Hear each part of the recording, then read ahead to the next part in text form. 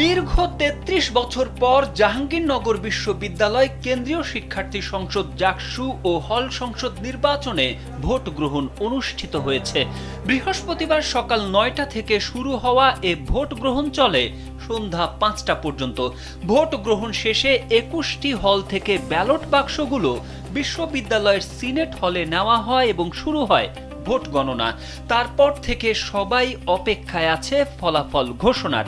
এবারের জাকসু নির্বাচনে মোট ভোটার ১১,৯১৯। নির্বাচনে ২৫টি পদে প্রতিদ্বন্দ্বিতা করেছেন ১৭৮ প্রার্থী। নির্বাচনে বামপন্থী শিবির, ছাত্রদল ও স্বতন্ত্র শিক্ষার্থীদের সমর্থিত ৮টি প্যানেল অংশগ্রহণ করে। এদিকে ফলাফল পেতে শুক্রবার দুপুর পর্যন্ত সময় লাগতে পারে বলে জানিয়েছেন নির্বাচন কমিশনের সদস্য সচিব অধ্যাপক রশিদুল আলম। বৃহস্পতিবার সন্ধ্যায় সাংবাদিকদের তিনি একথা জানান। জাকসু নির্বাচন কমিশনের সদস্য সচিব বলেন, ম্যানুয়াল পদ্ধতিতে ভোট গণনা করা হবে, তাই ফলাফল পেতে শুক্রবার সকাল বা দুপুর পর্যন্ত সময় লাগতে পারে।